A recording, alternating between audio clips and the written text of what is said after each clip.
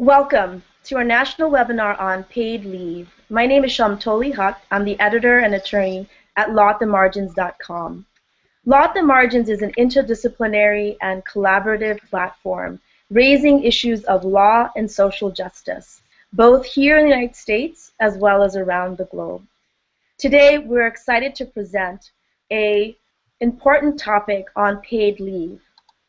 With us today, we have three guest speakers from organizations that have been at the forefront of the movement for paid leave. We're going to ask the activists and policymakers to share some lessons from California, which passed the first paid leave law. But then also, primarily, this discussion is really about who's left out. What are some lessons learned? And what are some gaps in paid leave advocacy? What are some issues that we need to be focused on? So we're excited to have panelists today. Introducing them, Alicia Garza, who is the Special Projects Director at National Domestic Workers Alliance.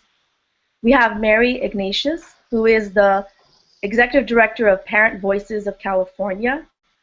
And we will soon be joined by Jenya Cassidy, who is the Executive Director of California Work Family Coalition. I want to thank especially Jenya, who actually promoted this conversation. So the format today will be, we're going to ask each of the panelists to present a little bit about their work around paid leave. We'll have a moderated Q&A, and then have some kind of closing call to action. So I'm going to ask, to begin our conversation, I'm going to invite Alicia to start us off on not only thinking about paid leave, but how does, on the occasion of International Working Women's Day, that the paid leave issue fits into a broader conversation about women's labor, the value of women's labor, and in particular, the value of Black women and women of color's labor. Thank you, Alicia, for joining us. Sure, it's my pleasure, and thanks for having me. So first I want to start off by just saying Happy International Women's Month to everyone who's on the webinar. This is an important time and one in which we are able to spend this month, right, really looking at the ways in which race and class and gender, sexuality, citizenship all intersect, right? What I wanted to take my time to talk about today is to talk about, how when we're looking at California and other state examples, what's the framework that we need to be keeping in mind to ensure that our communities, specifically the ones that are often excluded, are really centered in policymaking and in lawmaking, how organizing holds legal campaigns accountable, and then finally just to talk a little bit about kind of how paid leave sits in this broader context around caregiving in our society. So I'm going to start backwards and just say that caregiving is really critical to the functioning of a healthy democratic society.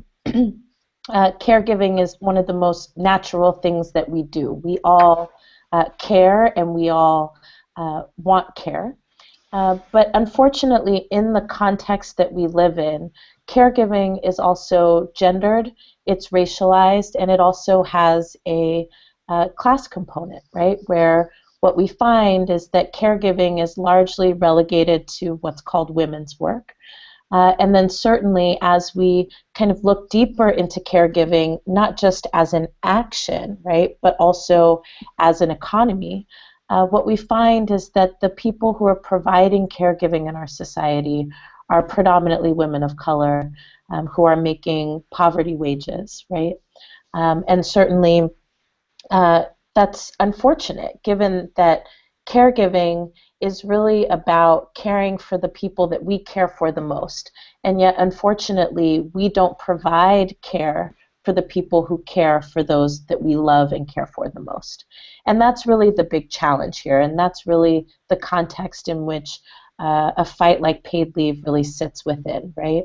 It is the acknowledgement that care is important not just to our families, Care is important to our society, but certainly caregiving really powers our economy.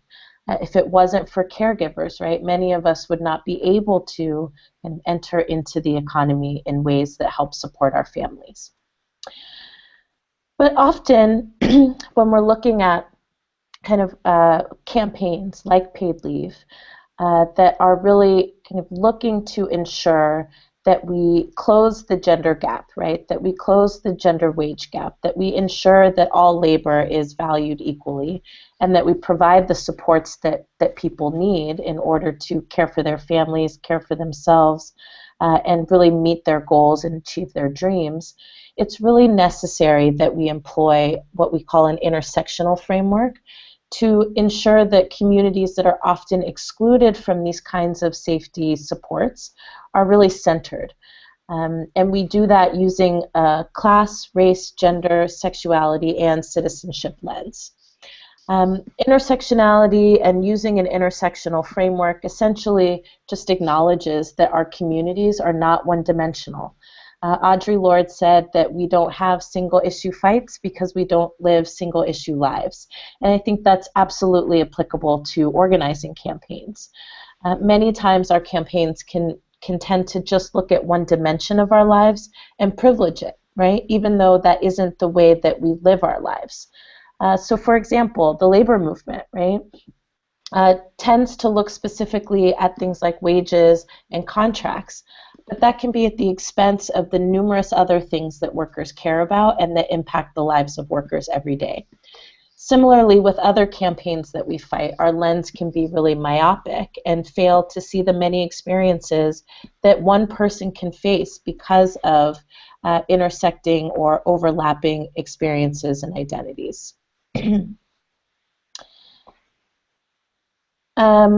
The other thing I want to just kind of lift up here is that when we employ frameworks that center the number of different experiences that our communities face, we help to make sure that our policies and our laws that support and protect caregiving will also include the needs and the experiences of those that need them the most acutely.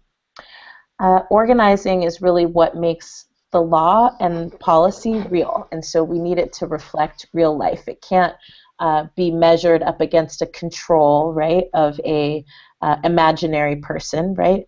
The reality is many of us live complex lives, and so organizing is what ensures that laws are comprehensive enough to meet the experiences of multiple groups of stakeholders. And it also helps to ensure that any violations or abuses that workers are experiencing by employers around policies like paid leave can also be used to help strengthen the law, right? It's the ways that we know about those abuses and fight back against them. That's really just through organizing. And organizing that has an intersectional framework really ensures that all families are covered. And it ensures that we're mindful in terms of how we go about getting these types of laws and policies. So we always say that organizing is about making the impossible possible. And oftentimes when we're trying to win a policy or we're trying to win a law, there are negotiations that happen between stakeholders and decision makers. And sometimes in those negotiations we can actually lose the core constituencies that these policies are really about. For example, domestic workers, right, are often being carved out of these types of policies, and that's often because of the extreme and enormous pressure that lawmakers face by the business lobby, right, to exclude domestic workers. And part of that is about not valuing domestic work as work, and a lot of it actually is about, you know, those businesses trying to protect their profits. But we have had numerous examples of important partnerships where we've fought together to make sure that domestic workers aren't carved out of policies such as paid leave. And what that means is that the policies themselves actually reach a much wider range of folks who really need to have access to those types of policies. So ultimately, just to sum up some of the main points here, we know that in order to get the best types of policies that we need to employ intersectional frameworks that look at race, class, gender, abilities, citizenship, and the numerous experiences that any one of us face in the economy. We understand that caregiving itself, right, is really an essential function of our economy, but because of the fact that it's gendered and racialized and has a class character to it, it's often devalued. And so many of the campaigns that we fight around things like paid leave are opportunities for us to revalue caregiving in our society, and also to revalue and to attach value to work that is devalued within our economy and within our society. It's a way for us to both change hearts and minds, and it's also a way for us to change policy and laws to reflect the things that our communities need. And certainly the way that we hold various sectors accountable around policies that our communities need is through intersectional organizing. So making sure that we're not cutting out the most marginalized from the core fights that we're engaged in, and also making sure that the policies that we fight for reach the broadest amount of people possible. Great, thank you, Alicia. And we're going to come back to how do we operationalize intersectionality in our organizing, because invariably, as you mentioned, the core constituencies does get excluded, and California, as the first paid leave state, is still organizing around making it inclusive.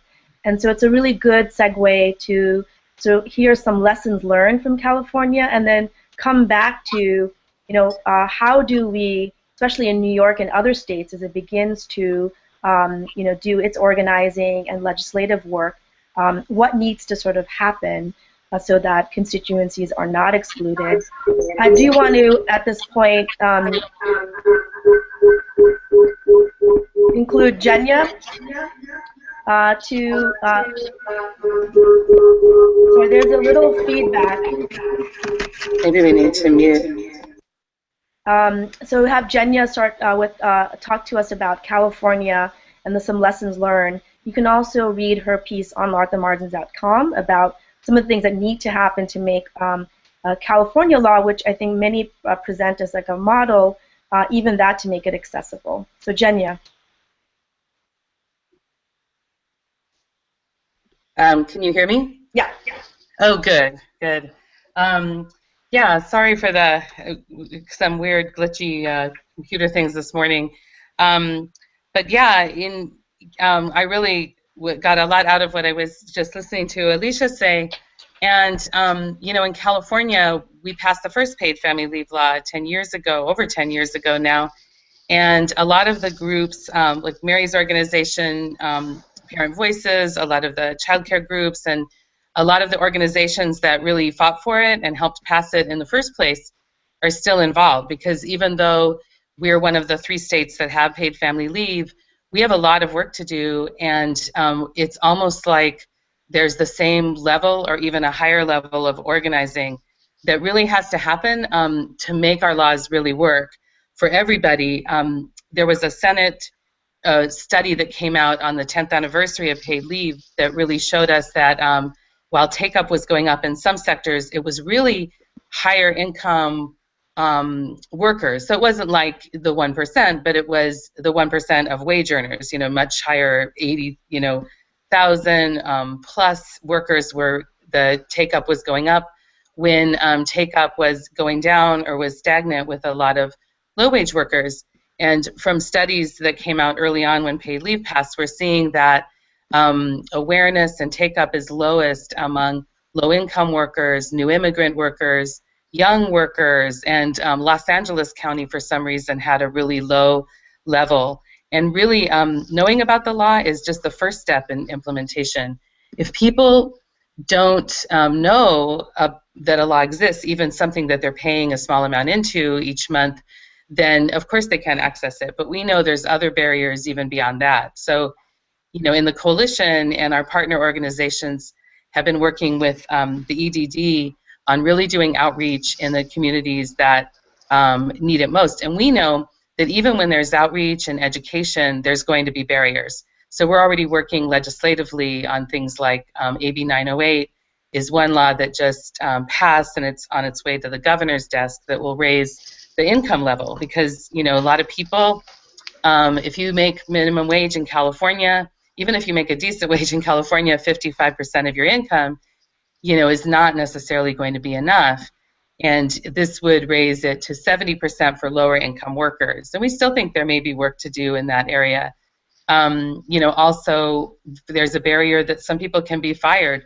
The more vulnerable you are, maybe being a low-income worker, maybe having undocumented status, there's a lot of things that can make that threat of you losing your job when you take leave something that where you're not even going to try it. So we feel like there's these legislative barriers, but there's also a real cultural barrier where we need to organize as a culture to say, you know, everybody has families right now compared to when I was younger. If you're working in fast food, you are very likely to have a family that you need to care for, whether it's your parents that may need caring, or whether you're a mom or a dad. You know, it's not like only certain workers have families. So we really have to, like, you know, push in all areas where people don't think about domestic workers, you know, people who may be caring for somebody else's family, but then what right do they have? A lot of people tell me their childcare provider had never called in sick for all the years their children were in childcare. I mean, you know, my daughter just went to the hospital in an emergency this weekend, and, you know, she needed to get her appendix out, and it was a huge surprise. We were going to be selling Girl Scout cookies and doing all kinds of things this weekend, and then we were rushing to the hospital. And it's really interesting, even the degrees that my extended family have the time. Everybody's offering their time. The people who have work flexibility are saying, I have flexibility, I can stay at the hospital with her this week. You know, so it varies so much. You know, I mean, her father has the kind of job where it's very hard. He'll just lose money. He won't get paid family leave. And, you know, it just should be a very basic right that we all need to work on. So we're working on the awareness. We're working on raising the wage replacement. We're working on the barrier. And, you know, Alicia mentioned the business community. We've tried to pass a law, a very basic law, that basically says you can't be fired if you take paid family leave. What could be more basic than that? You just had a baby. Your mother's in the hospital.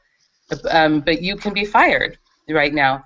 And the business community calls this a job killer and goes all out against it whenever we passed it. We passed it with great work and we had an all-out effort of pushing. Some of our legislators that don't want to rock the boat with business were kind of taking a walk during the vote and, you know, weren't voting. And we have some of our champions were practically dragging them out to the floor to vote for it. And the governor still vetoed it, quoting business concerns, that this would hurt business if people have the basic right to take time off when their family needs them. And that's a big culture. I mean, we just have to push back so hard against that idea that, you know, we don't all have families and we're not all needing it. So for us, paid family leave, the big issue for us is equity in implementation. How do we implement the law? How do we work on whatever barriers there are so that we're not satisfied that just X amount of people now, great, have leave and can take it and get some wage replacement, but that everybody is comfortable taking that time off without fear of losing their job, without losing so much income that they can't feed their rest of their family when they're caring for one family member. So that's where we are in California, and it's a big fight because around the country they're passing laws, and we really want them to learn from our good lessons. You know, people have benefited greatly from this law. Fathers are taking leave more. A lot of mothers are finding it easier to breastfeed when they have more time off. But at the same time, you know, we want to get everybody involved in making this work for everybody. Great. Before I bring in Mary, I just wanted to ask, Jenya, does the other states, are they following primarily the California sort of model of linked to the insurance system? Are other states thinking about it differently? Can you just comment a little bit about how other states are managing the paid leave legislation? Yeah, New Jersey and Rhode Island, it's similar. New York is getting ready to pass a bill, which is really exciting. Some of our business members in the coalition have been reaching out to their businesses saying, don't worry, It's not bad for business. So, and they were all the states where it's pretty easy to do this, have an insurance. Only a few states have SDI, or they call it TDI, temporary disability insurance, like we do. So we had an easier time establishing that. One of the things I think is good, people talk about different ways to do it. And, people have different views on this, but actually when we go to the EDD and we're sitting at the table, we're saying this is our money, this is worker money, we own this money.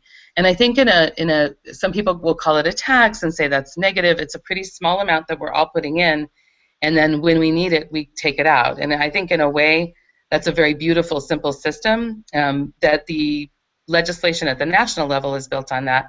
And I really like the idea. I feel like when people are paying into something, we should not only have ownership, but we should have some say in where it goes. And that's what we're building in California, and I'm hoping that happens at the national level.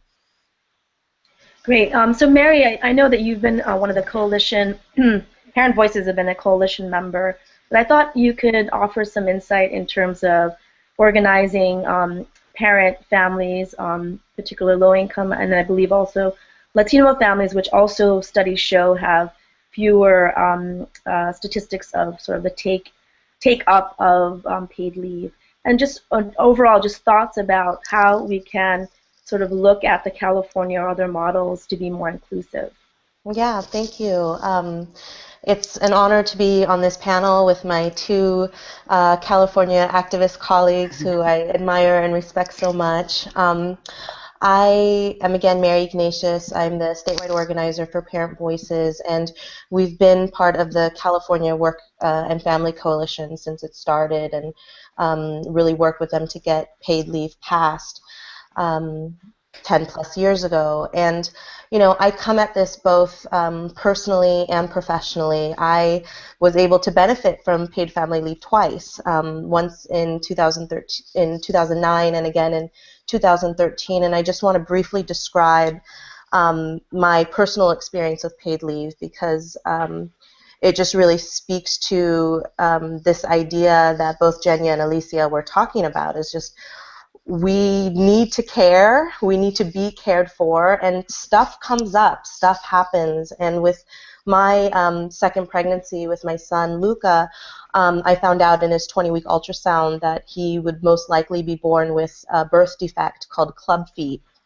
And completely scared, didn't know what that meant, spent the next 5 months of my pregnancy researching it, and found out that if I used a particular treatment and I was diligent and consistent, he had a 95% chance of reversing the defect. And really, it was between the weeks when I was on our state disability pregnancy leave and the additional 6 weeks of paid family leave that treatment, I had to be focused. And so my 10-day-old baby had to get, his feet were like this. They were literally like clubs. And each week he would get casted, and they would, move his feet like this.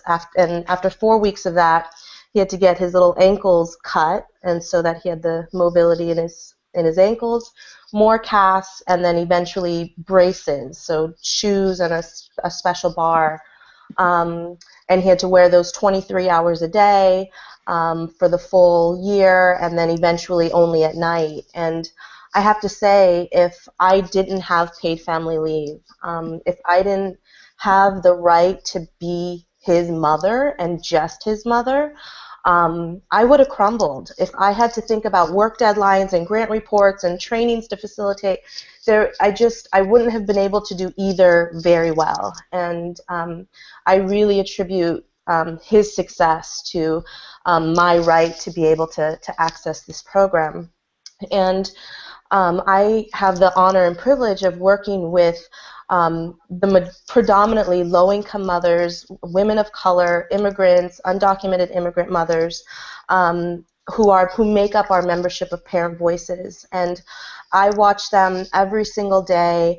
I mean, to hear what they go through from the time they wake up to the time they go to sleep, and all of the stuff that happens in between. I'm like this all the time, because I have an extraordinary village, and I feel like the villages around low-income communities, while they're still strong, housing costs and gentrification and lack of jobs are splitting families up. And so this idea that, you'll have somebody to take care of you or take care of your loved one, who's nearby, it's become much more challenging. And I just want to share a story of a member who called us one day. She needed a child care subsidy and was put on the child care waiting list. What she didn't know is that there were 300,000 other children who are eligible for child care subsidies in California.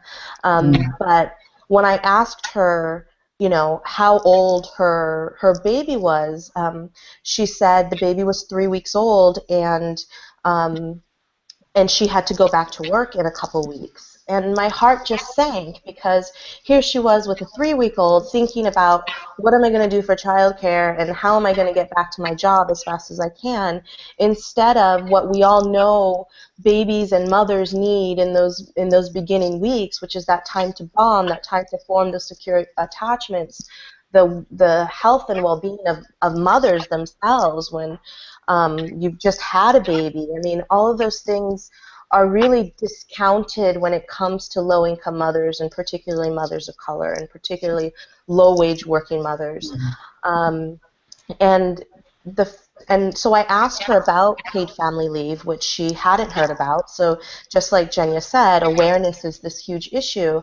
And she was able to access WIC and food stamps and get on the child care waiting list, but these support systems did not inform her of her right to access paid family leave. And so there is this embedded race, class, and gender bias when it comes to what are the rights and what do these low-income women also deserve. And so so we know awareness is an issue.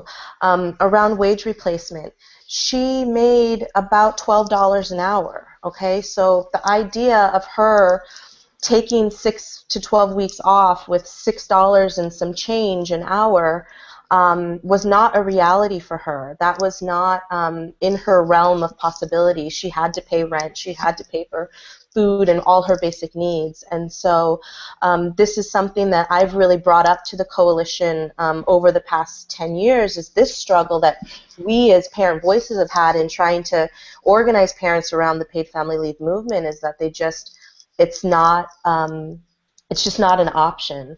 And so we were really behind and supported the coalition's work around the wage replacement bill that Jenya mentioned. That's off to the governor's office, that we are, going to hope that he sees get signed. And then the last piece that she mentioned around job protection, I think that the other question that always comes up when we talk to our members about it is, am I going to get fired? I think that our members are on this teetering, just always teetering on whether or not they're going to be able to keep their job. They're stuck on buses and poor public transportation, so they may show up to work late. Their childcare is not stable. Their caregivers are also struggling, and so just the instability of having safe, secure, stable childcare puts their jobs at risk. Not having sick days, and all of those things put fear into these mothers, so that they'll do just about anything to keep their job. And this is just another piece of what rights are not being insured for these communities. And the other piece I just want to mention quickly is that, there is this whole movement. We have the reproductive justice rights movement. We have pro-choice and pro-life and all of the stuff that comes in between that. And the more we can start to talk about what happens after birth and what rights all mothers need to have to ensure that the lives of their children can start off as healthy and balanced and developed as possible. I want us to start talking about, what it means for access to paid family leave, prenatal care, access to child care, the needs of the different the caregivers, that everything we've talked about today. We have to have a more holistic, comprehensive, rights-based conversation and ensure and include that low-income mothers of color are at that table leading that fight. And I'll stop there. Great. No, thank you so much. I think that's really important. I wanted to just remark that we have a phenomenal group of participants, all of whom actually could very well have begun our conversation. And I want to encourage each of you all, to just indicate if you'd like to share comments from your experiences, just to list some of the folks that are on the chat with us. We have Karina Muñez from Mujeres Unidos. In the Bay Area, we have Workers United. We have Nadine Johnson, who's an attorney. We also have Joanna Blotner, who's from the DC campaign, and they're working on a paid leave program just from the start. We have advocates from the Center for Law and Social Policy. Ellen Bravo, who many of us know as sort of one of the earlier fighters for paid leave and family status law issues, family values at work, and many, many more. And one of the part of the participants, and this may be a question to Alicia, is, for example, from Angelica, who comes from a long line of care workers and domestic workers. How do we include domestic workers into the benefits? Invariably, because they work in individual households, they're oftentimes the first to get excluded, in terms of individual employers saying, well, I don't want to pay additional insurance. It's going to make childcare expensive, right? So pitting the childcare issue of certain parents against paid leave for working parents. So I was wondering if you can speak to that. And the other questions I'm just going to flag for our panelists, especially from California, if you wanted to address. Second is to think about, is disability, those who are caregivers for children with disabilities, and maybe this speaks to Mary as your personal example, how do we incorporate different kinds of caregiving, not just mothers or traditional family caregiving, but grandparents or other caregivers who need to take paid leave. So first, Alicia, about domestic workers. I mean, if we're centering those who are least valued in our society, how do we bring that into reality in the legislative efforts? Well, I think first and foremost, it's about paying attention to who is the coalition of people that you are bringing together in order to win the best and most comprehensive policy.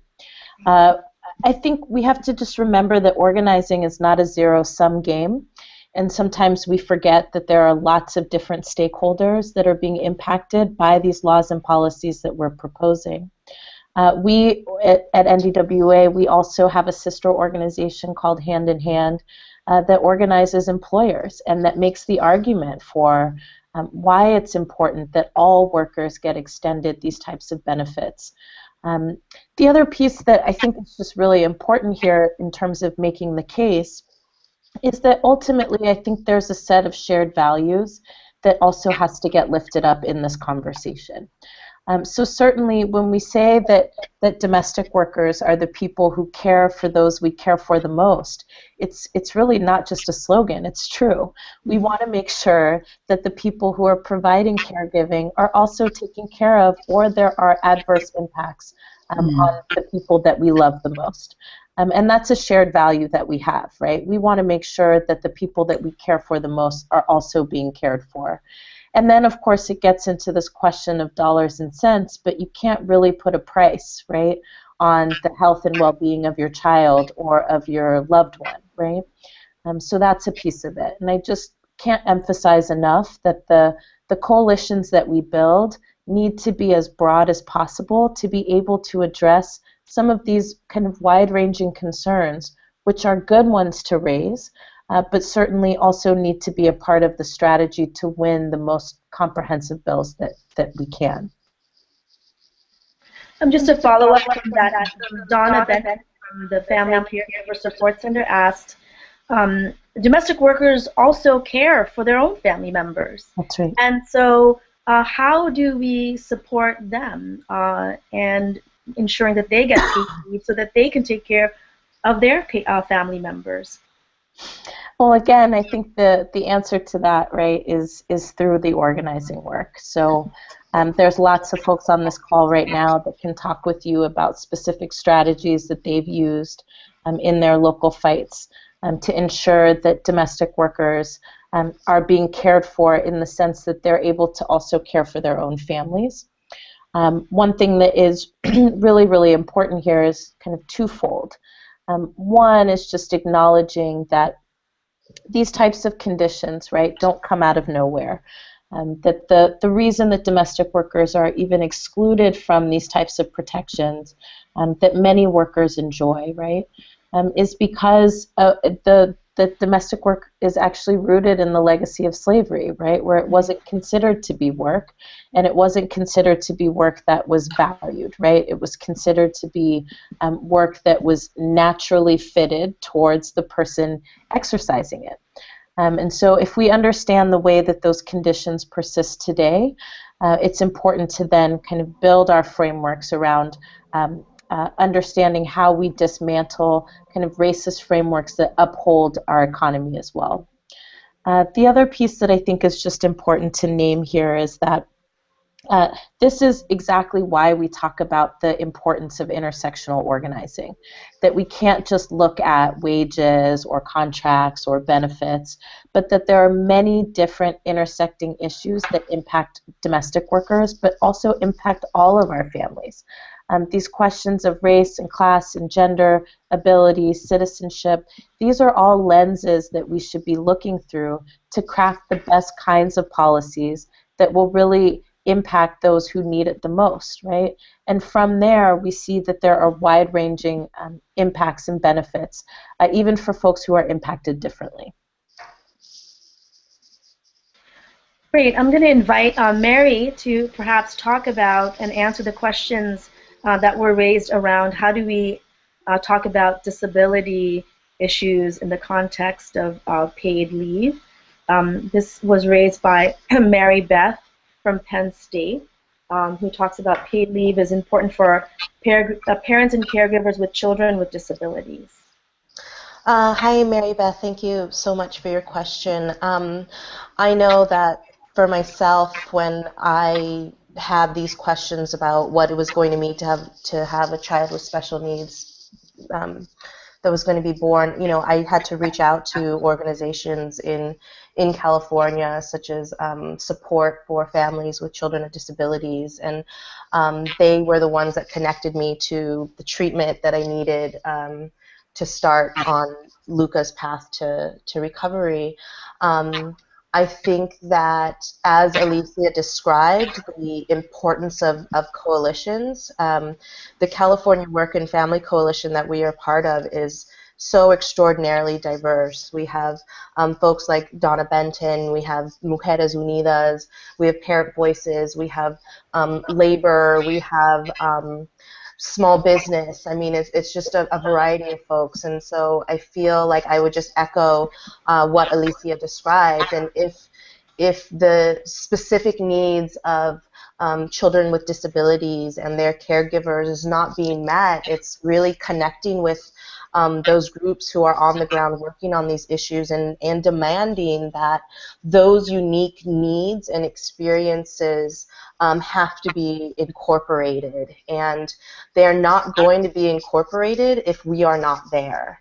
And everybody might have the most best intentioned ideas around policy, but if it's not being tested and thoroughly looked at for all different populations, then it's really going to fall short. And so it really is up to us to push to those tables and demand that the unique needs of different populations are incorporated.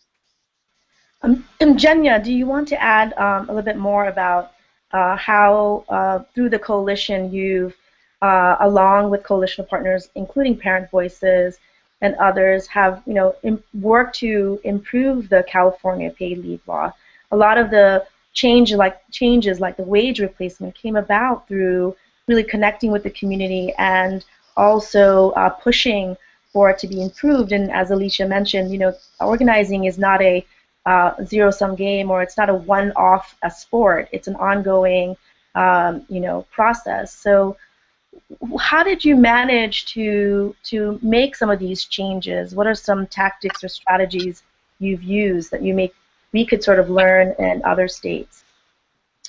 Well, I think one of the hardest things and most important is really having people at the table who are impacted by the laws we're talking about. And even when people are progressive and really have the best intentions and the greatest skills, sometimes you're celebrating a victory. I think one challenge that we have is celebrating a victory, but staying angry because it's not, we have a vision that's bigger than where sometimes what we can do in California and a lot of places around the country is kind of move incrementally toward where we want to go. And I think with the coalition, it's really keeping that in mind.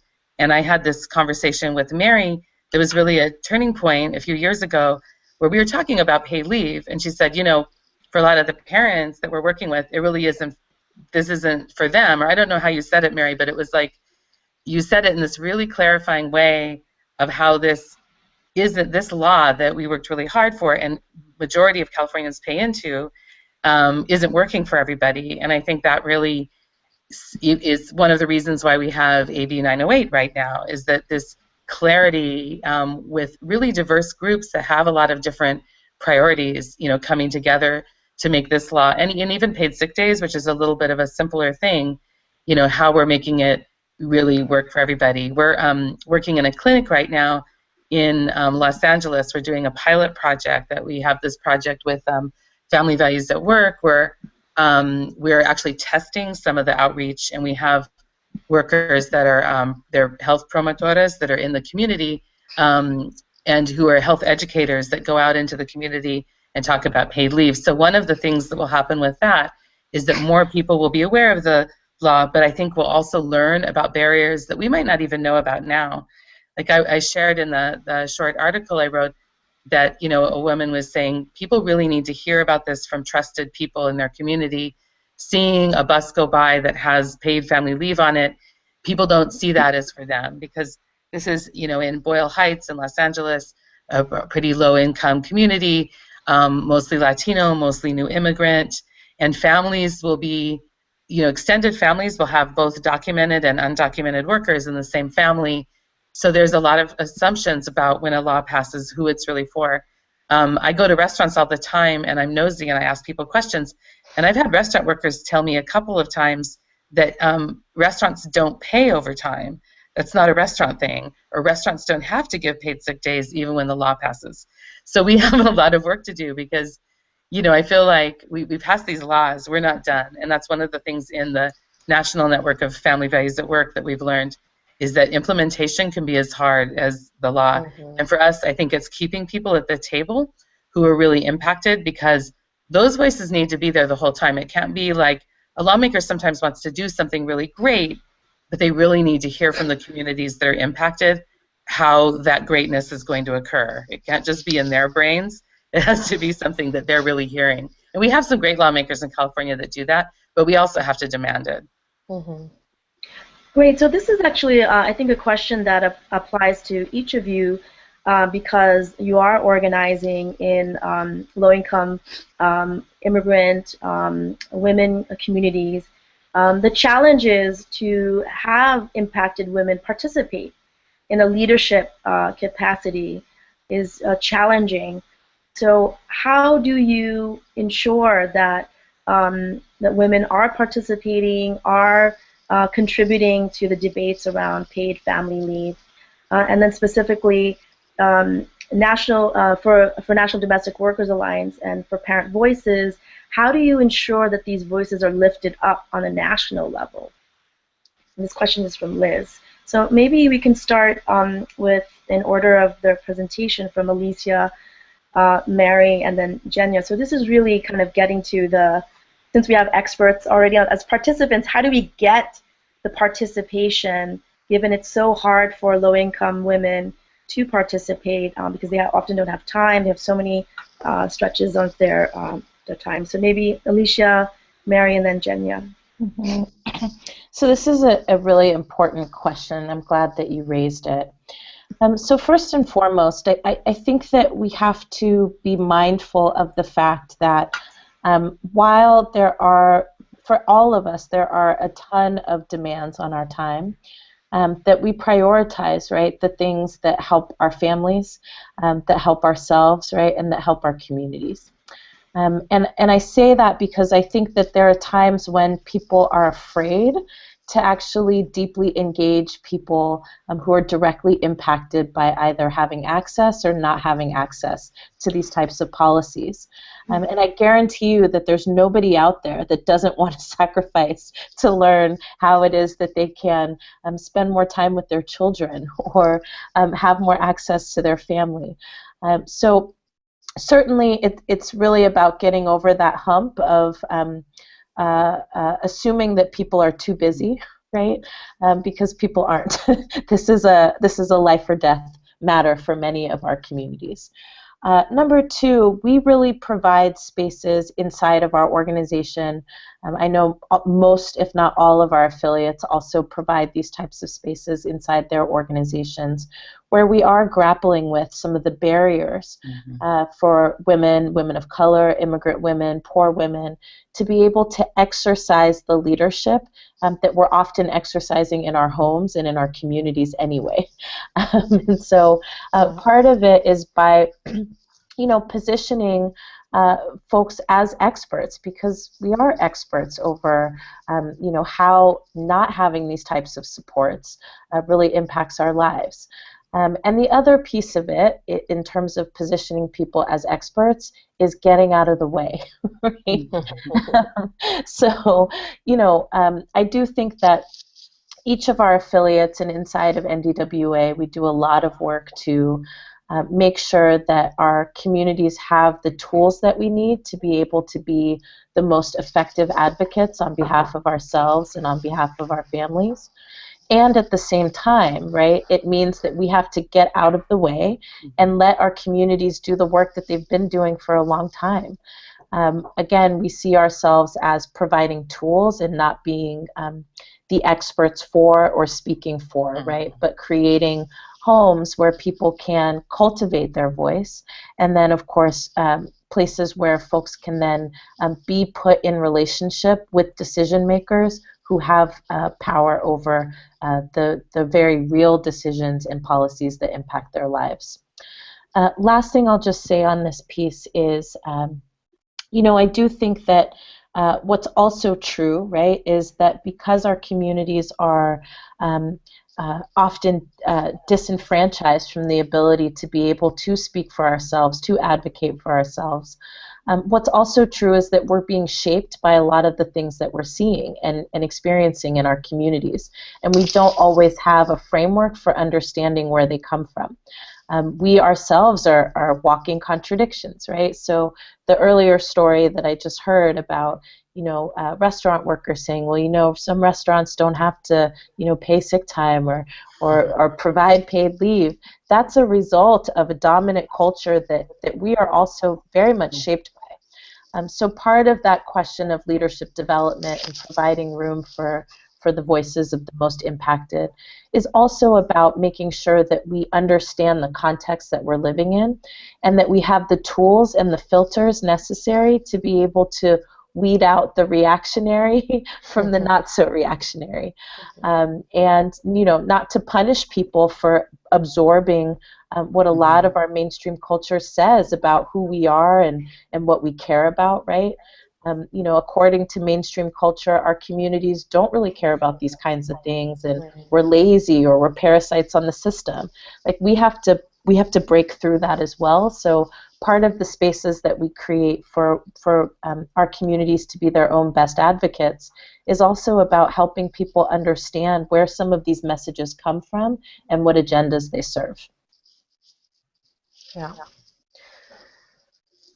Point about working poor women not sort of having the time, having spent a number of time in Bangladesh, which does actually have paid leave for its workers. Mm-hmm. So, just to show you where U.S. falls behind, that garment workers, who are the lowest of the paid globally, make time to organize. And when you ask workers why, they say because it impacts their family. So just that this point that Alicia raises is really this assumption that poor people, women of color, are not don't have the time to organize. It's that our message has to speak to their lives.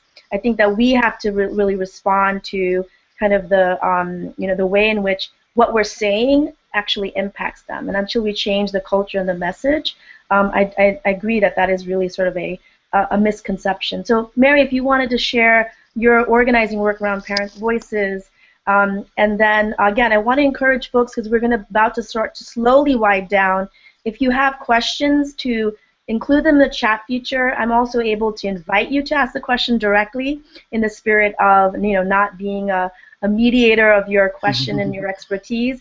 We have a phenomenal group of participants who are actively engaged in the paid leave and a broader fight. And so I really want to thank each of you for participating, and each of you could have easily began this conversation. So I'd really want to invite you to share your thoughts if you wanted to. Again, so Mary, and then Jenya, if you have thoughts about this organizing piece, so that we can shift to kind of making this concrete. Yeah, well, I think you just got a community organizing 101 from Alicia there. I mean, I would just back up every single thing she said. I was just like, yes. I just, I want to just reiterate this idea around low-income women, women of color, immigrant, English language learner, that all those things are almost seen as deficits in our society. And when you actually sit down with a group of these women, the strengths are just flying off of the table. I mean, it's as simple as bringing these women together around a table and having a conversation about what they see are the obstacles and barriers to whatever the issue is that's before them. And there's this idea that somehow they need to go through these 16-week leadership trainings in order to prove their expertise, and we just don't believe in that. I mean, again, they have these PhDs in policy because they are the ones directly impacted by it, and it's the one that's directly enforced upon them, and they can speak very clearly. They have often the best policy solutions and ideas that then lead and drive our work. And so it really does start with seeing them as experts. And we have this saying that Parent Voices is a place where parents get to channel their love for their children into social change. And once you tap into a parent's love for their child, that regardless of where you come from, that love is universal. That love is the equalizer amongst all of us. And when you tap into that inside of a mother, and you activate that, I mean, you can't shut that down. That is a lifelong journey of love and fighting for your child. And so for us, what's been more challenging and difficult in terms of organizing mothers is them finding out that we exist, that there are these grassroots organizations that are led by them, that are creating a space for them that is safe, that is nurturing, that at every meeting there's food and childcare and interpretation, that those basic concepts they don't have to worry about that. And part of that is also building community and seeing that they are not the only one in isolation dealing with these issues. And Alicia talked brilliantly about the framework. Once they recognize and see, oh my God, this is happening to not just myself, but in my community, in my state, in my country, that just builds up their desire to create that change. And then the children come to meetings together and they build friendships and they start to celebrate birthdays and graduations and other things. And so I would just say, if you have a coalition in your state or in your city that's working on these issues, to to really try and find and reach out and make sure there is a grassroots component, and that grassroots component aren't just, you know, there for press conferences or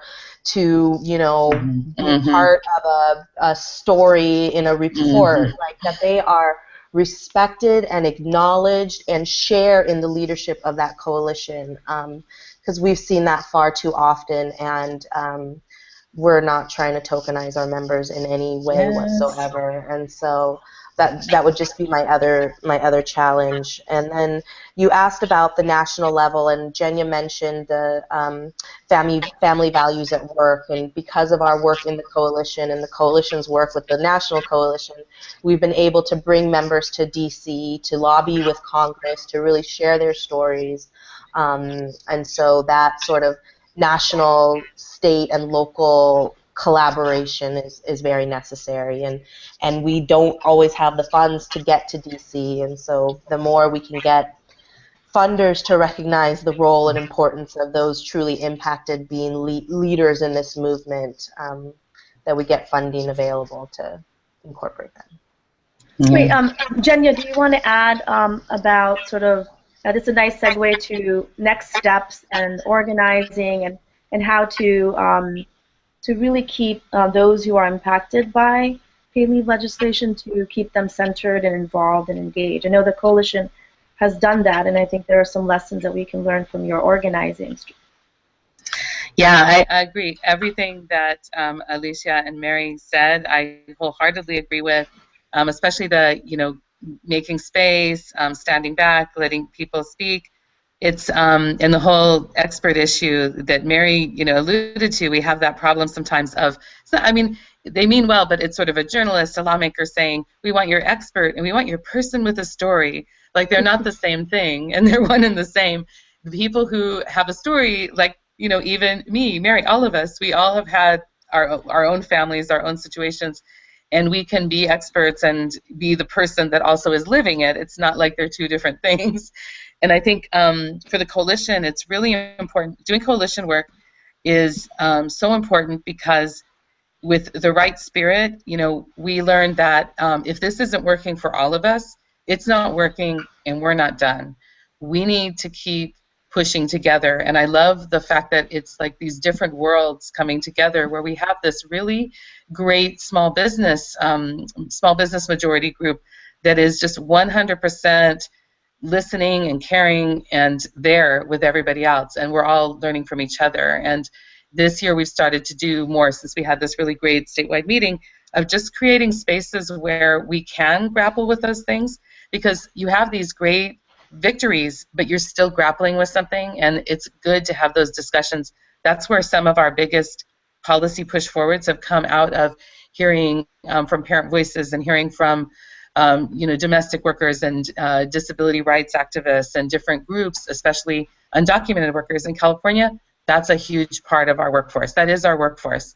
They are paying taxes. They are paying into paid leave. They need to access all of the same things. This is something that we all have to work on together. And I think in coalition work, we create those spaces where people, you know, speak but also listen. Then we're really building something. And I think that's one of the most important things, is having that diversity and having people at the table. Great. So I want to encourage participants to ask questions, and I can also invite you to ask directly. But this is a good way for us to shift our conversation now to what are next steps. We focused on California, and also want to mention that Joanna Blotner talks about the DC bill and the goals of having 90% wage replacement, having job protections beginning at 6 months. So that's a legislative organizing that's happening in DC that we can all lend our sort of support to. But what's next steps, and how do we bring some of these issues about the framework to the national conversations around paid leave? What are things that we can do to ensure all the things that Alicia, Mary, and Jenya, you're saying, you know, having impacted community at the forefront, really having a broader framework around caregiving, and keeping, ensuring that the core constituencies are centered. how do we make sure that this remains the focus as we nationalize or have a national conversation on paid leave? So maybe we can start with Alicia and then Mary and then Jenya. Just how do we shift to the national, making a national intervention, and some ways in which folks who can get involved. Well, this is actually a huge question. Yep. And again, there are lots of folks on this call, like Ellen and others, who have been thinking about this for quite a long time. But I'm going to answer the question a little bit differently, because there isn't a kind of paint by numbers or a, step 1, step 2, step 3. The question of getting any kind of policy to move at the federal level right now is a big question. And that's also why it's so important for us to build the kind of multifaceted movement that makes these kinds of questions inevitable, as opposed to just either tactical or pipe dream, right? Mm-hmm. So I think what we're seeing at the federal level right now is really disturbing, right, in terms of there being a really solid groundwork for policies that really support families and support the families that we care so much about. And that is really not just about paid leave. It's not just about effective advocacy, right? It is about the necessity of building a strong enough movement that can make this question inevitable. So the larger question that I like to kind of pull apart is, what will it take for us to build the kind of movement that we need to make sure that the ground is fertile for these types of policies and practices that our families have been waiting too long for. And part of what it takes, I think, is some of the framework that we talked about a little bit earlier, which is really understanding the things that we care about in a broader context than just our particular issue or our particular sector. And really making sure that as we move this work forward together, that we're constantly drawing the connections to how all of these things are impacted by each other and impact one another. The more that we're able to do that in a clear and consistent way, and then put our people where our mouths are, right, the more likely it is that we will have a successful time at kind of advocating for the types of policies that our families are long overdue for. Great, that's excellent. And so Mary, I think in terms of how do we bring some of the issues that you've raised around centering parents, immigrants on this conversation at the national level, or conversations that's happening nationally, rather, around paid leave.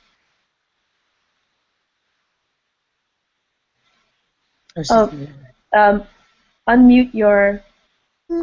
Sorry, it's my first Google Hangout webinar I've ever done.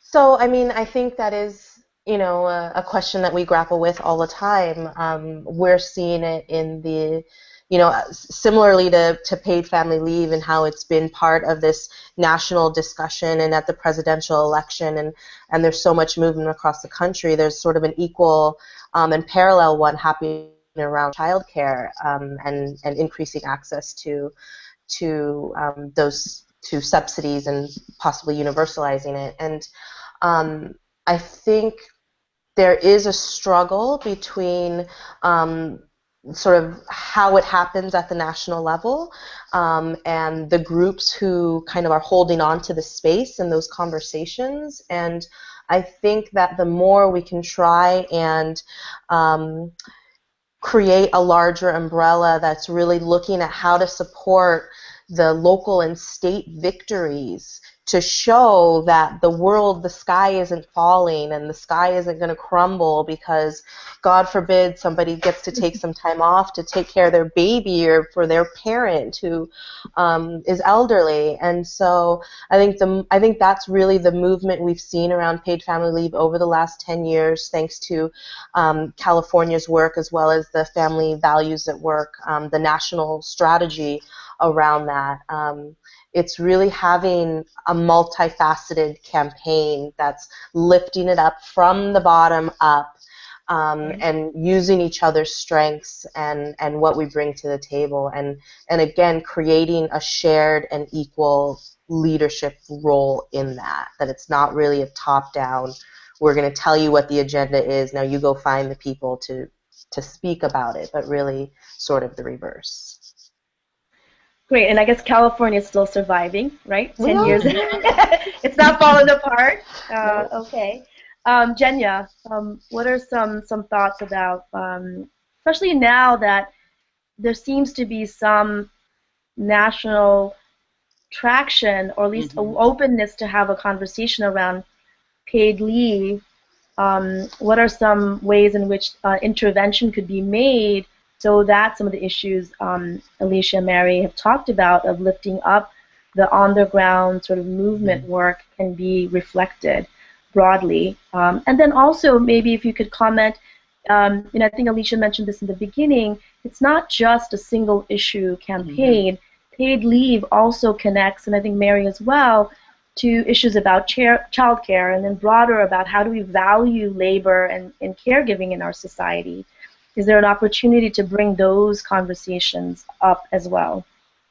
Yeah, I think so, and I think that's a really great thing, because I think that we have this moment that paid leave is in the spotlight with the presidential election. At least the Democrats are talking about it.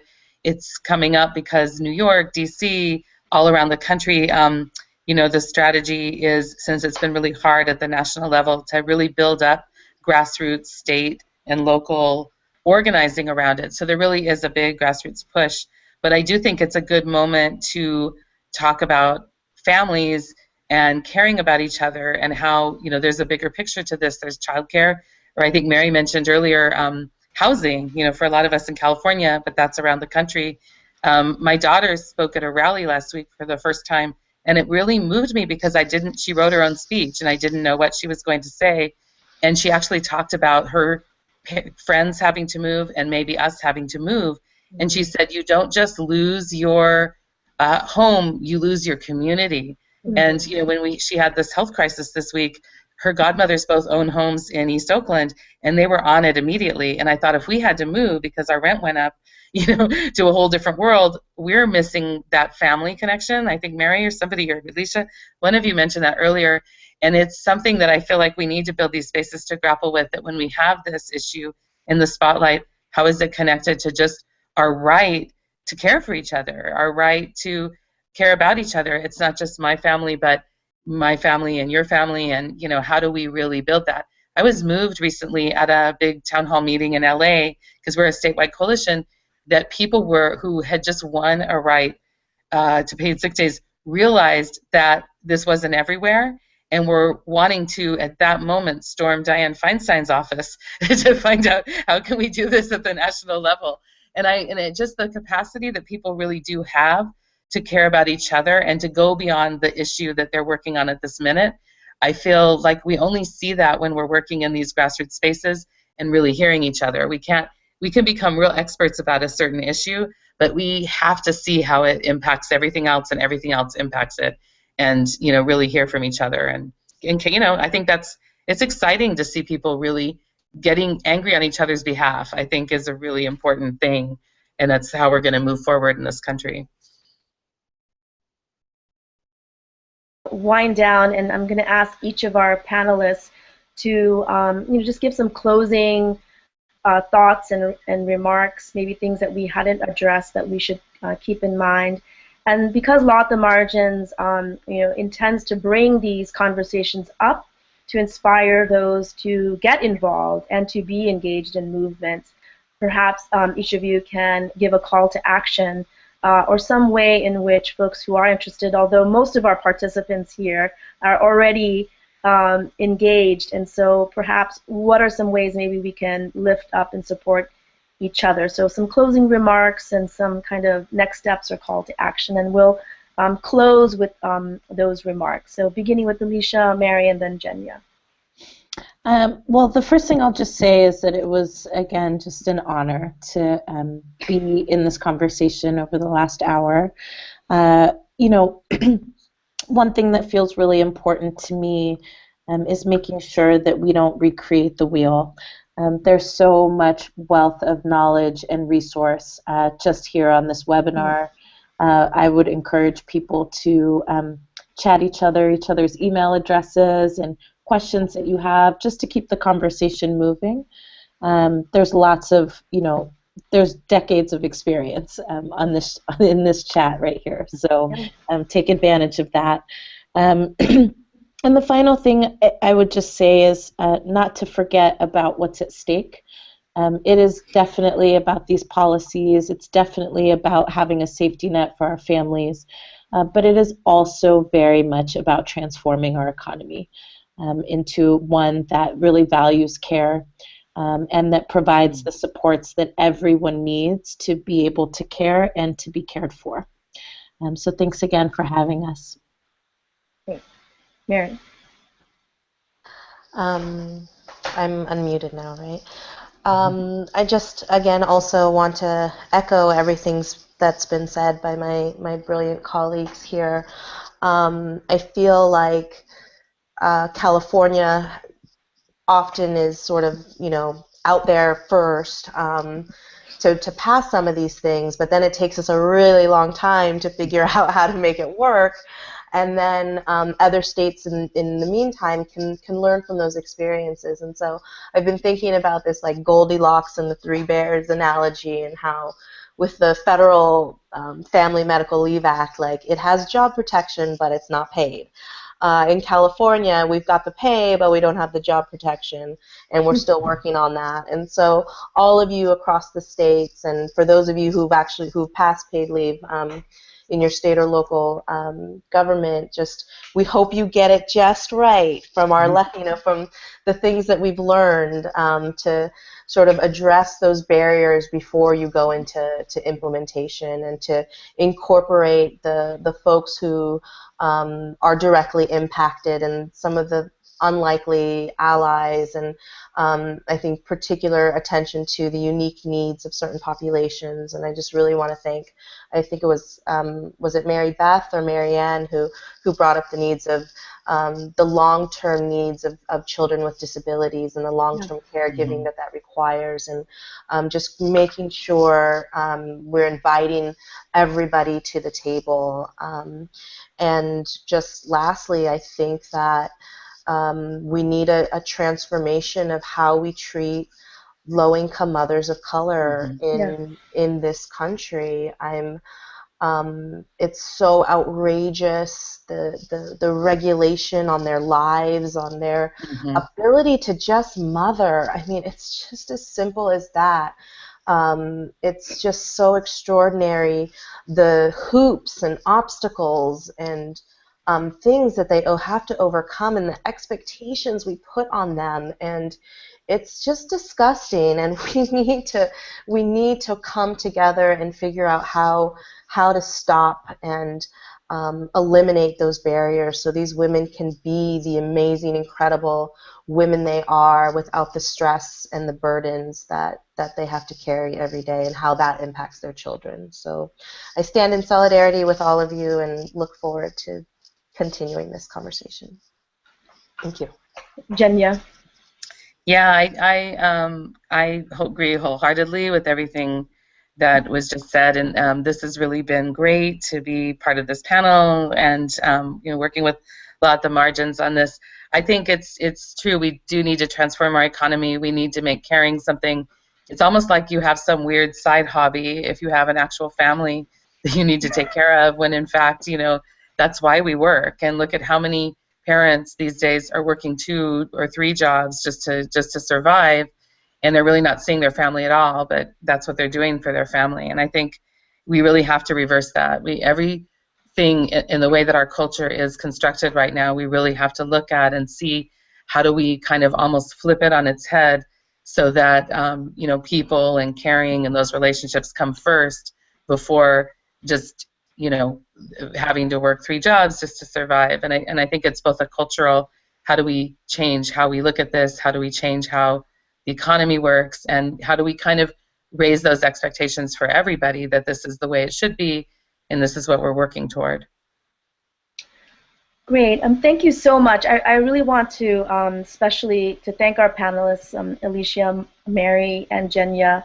And in particular, the genesis of this discussion came about through me and Jenya as labor folks thinking about how do we make an intervention into this conversation that's happening, and it seems to be, again, sort of not centering around families and communities that are most impacted and could benefit from paid leave.